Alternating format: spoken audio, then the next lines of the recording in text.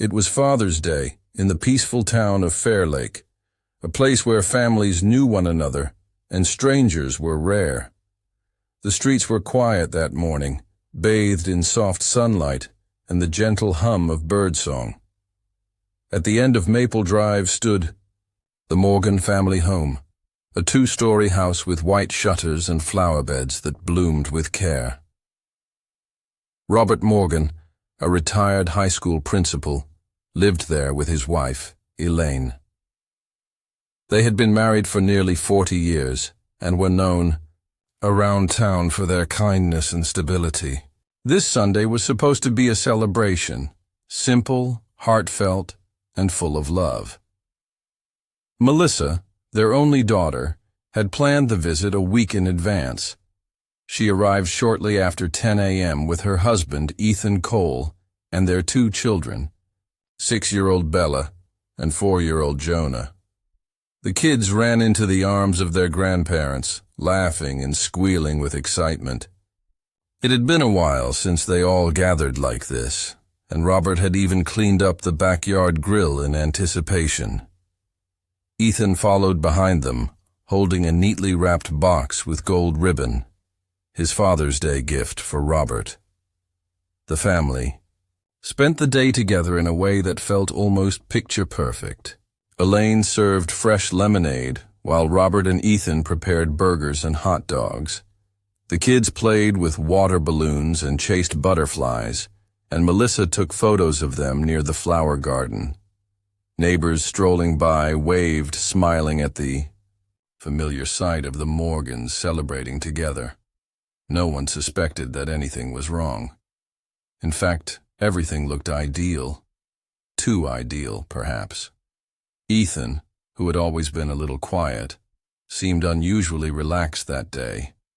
He smiled more, helped more, even cracked a few jokes with Robert.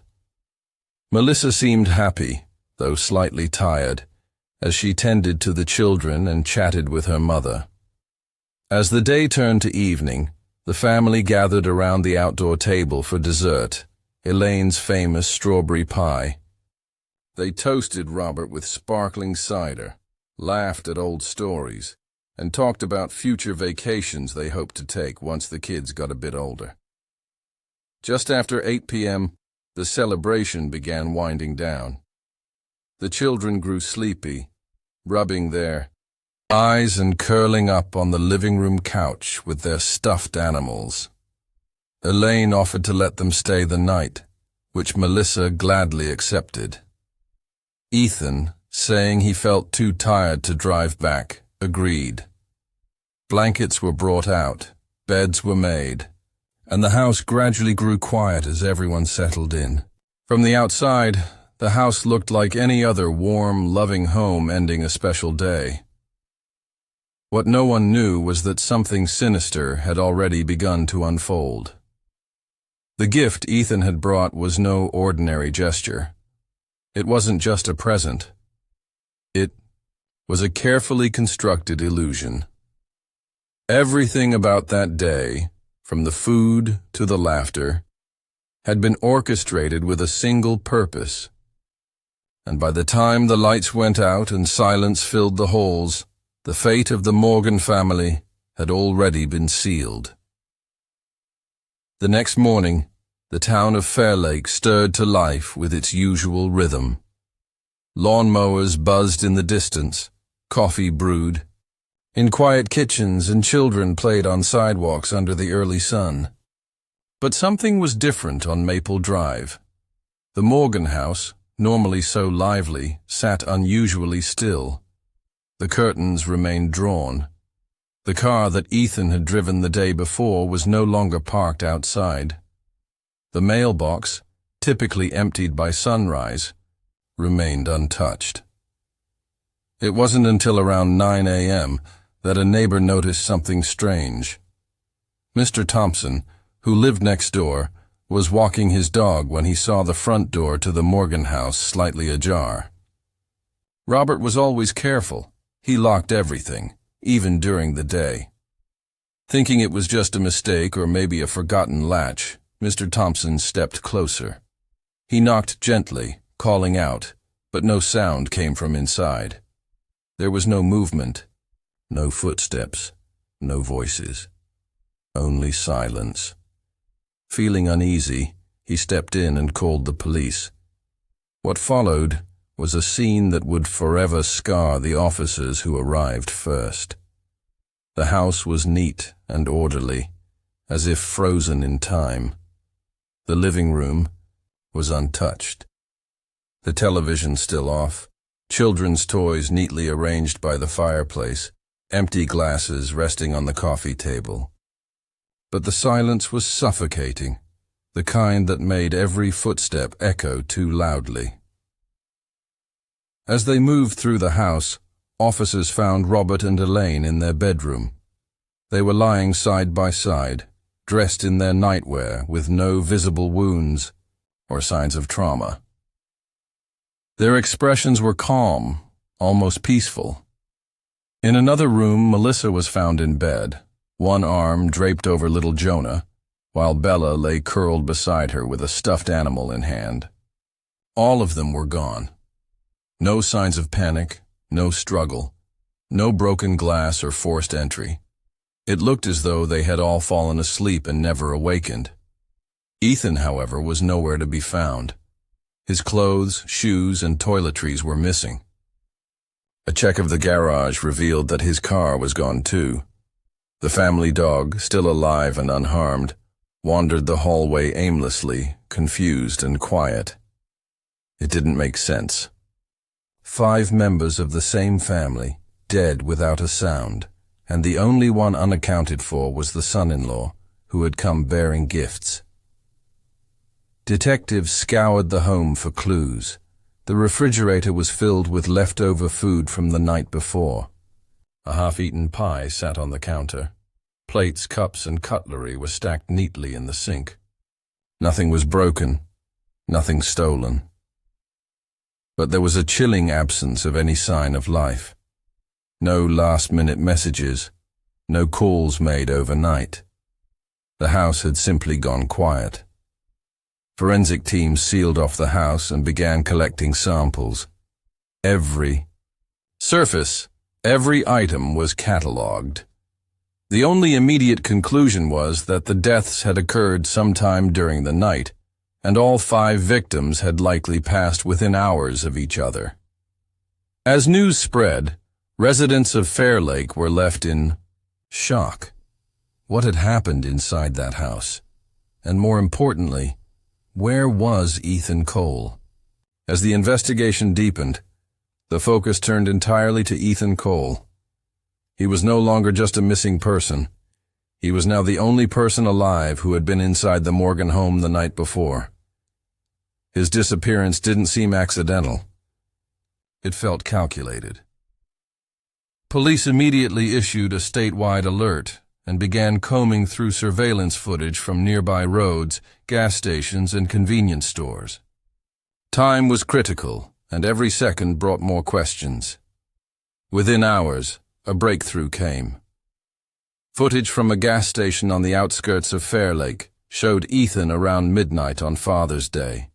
He was wearing the same clothes seen in earlier photos from the family gathering.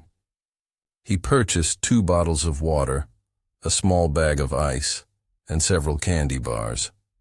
His demeanor was calm. He paid in cash.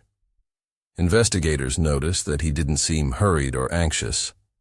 It looked like a man running errands, not fleeing a crime, but behind the counter, store records revealed something more disturbing. 2 days before Father's Day, Ethan had visited the same station and bought 6 boxes of over-the-counter sleeping pills. The cashier remembered him because of the unusually large quantity and how he insisted they were for a long camping trip. Investigators confirmed that these were the same pills later found in a trash bin inside the Morgan house. The timeline began to tighten. Detectives began digging into Ethan's background. On paper, he seemed ordinary. 34 years old, married to Melissa for 7 years, father of 2. He worked remotely for a small tech firm doing customer service and had no criminal history. But as they went deeper, a different picture started to emerge. Ethan had quietly racked up nearly $90,000 in gambling debt. Online poker sites, hidden betting apps, and multiple loans taken under false pretenses. Melissa never knew. She had once told a friend she felt Ethan was hiding something, but she couldn't prove it. His financial records showed repeated transfers from their joint savings account, small enough to avoid attention, but consistent enough to deplete their funds. Over time, Robert Morgan had confronted Ethan 3 months earlier when Melissa discovered one of the missing transactions. He had refused to lend Ethan any money and warned him to clean up his act. That conversation, according to family friends, created tension between them. But no one believed it could lead to something so horrifying. Ethan's car was eventually spotted on a traffic camera heading north, out of town, just hours after the family was likely already dead. Police traced the route but lost the trail near a state forest. A search of local motels, shelters, and airports yielded nothing. It was as if he had vanished. Public attention exploded. News outlets picked up the story, and Ethan's face appeared on every screen. People wanted answers. How could a man spend an entire day with his wife, children, and in-laws, smiling, eating, laughing, and then disappear into the night while leaving behind a house full of lifeless bodies? The answer, everyone feared, was darker than anyone could imagine. As investigators worked around the clock to piece together what had happened inside the Morgan home, they began focusing on the details that initially seemed unimportant. Small, easily overlooked elements began to take on new meaning. The gift Ethan had brought on Father's Day, for instance, was a key point of interest. It had been carefully wrapped in gold paper with a black ribbon, handed to Robert with a smile. But now, that box was missing. A search of the house turned up no sign of it. Detectives theorized it may have left with Ethan, or worse, had never been a gift at all. Days later, during a grid search near the trail where Ethan's car was eventually found abandoned, officers discovered something half-buried beneath pine needles. It was the gift box. The ribbon had come loose, the wrapping was torn, and the contents had been dumped nearby.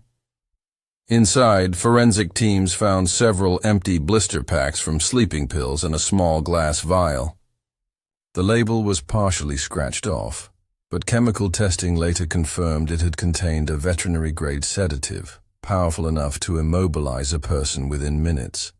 This discovery changed everything. It confirmed that the deaths had not been accidental or natural. They had been premeditated, carefully planned, coldly executed. Ethan had mixed the sedatives into the family's food or drinks during the Father's Day celebration, most likely during dessert, when everyone let their guard down. The dosage was precise, just enough to make them sleep, just enough to stop their breathing silently, without struggle or alarm. But the why still lingered. Motive was becoming clearer, pieced together through a growing pile of evidence. Ethan was drowning in debt, and after being refused financial help from Robert, he faced mounting pressure from illegal lenders. Melissa had recently consulted a divorce attorney, something even her closest friends hadn't known. She had made notes in her private journal expressing fear about Ethan's behavior, hinting that she suspected he was hiding money or engaging in something dangerous. He knew time was running out. His marriage was cracking, his secrets were catching up, and instead of trying to fix any of it, he chose a path of destruction. Investigators believe that Ethan saw the Father's Day gathering as the perfect opportunity, one last chance to eliminate every part of his life that reminded him of failure. By presenting the murders as peaceful deaths, he had hoped to delay suspicion long enough to escape. He left no fingerprints on the vial or the pill wrappers, likely using gloves.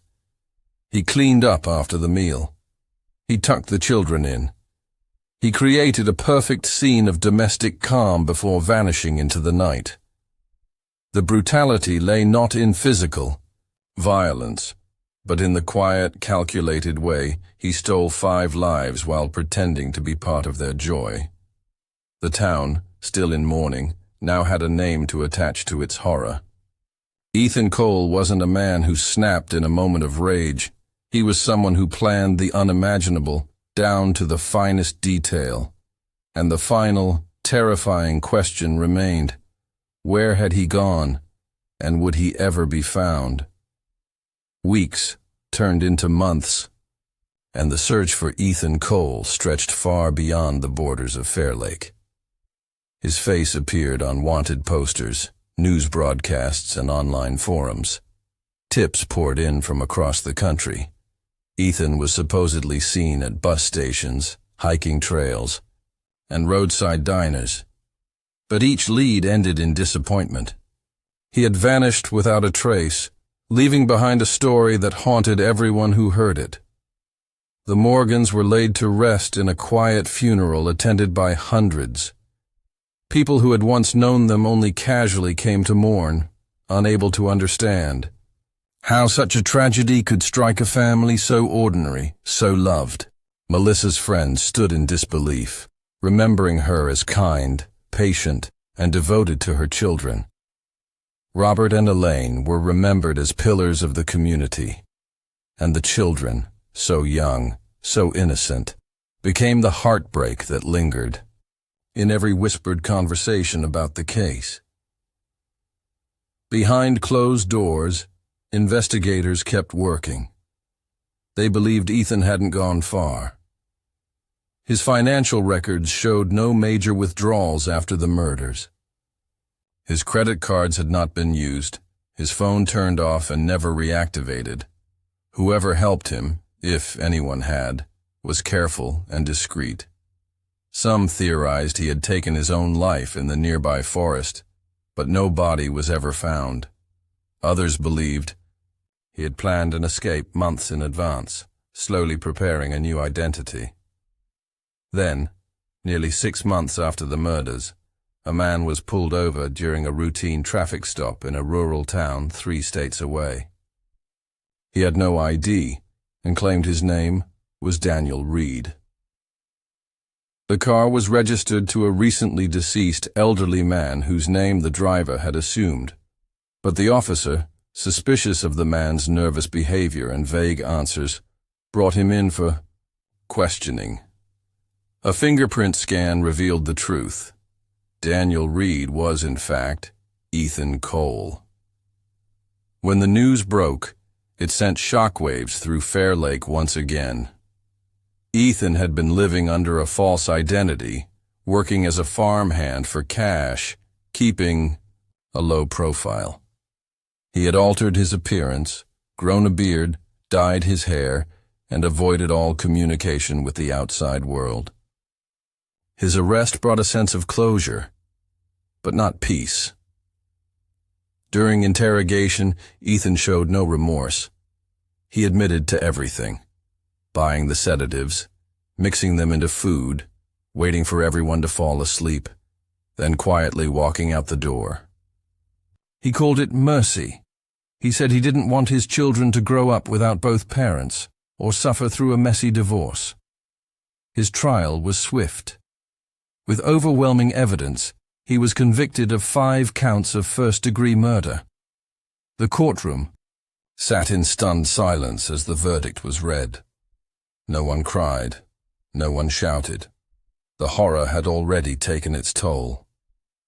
Ethan was sentenced to life in prison without the possibility of parole. The Morgan house was eventually sold, its cheerful shutters repainted, its garden left to grow wild. But the story never faded. In the town of Fair Lake, the phrase, "Fathers," day no longer brought thoughts of gifts and gratitude. It became a chilling reminder of a celebration that ended in silence, sorrow, and betrayal.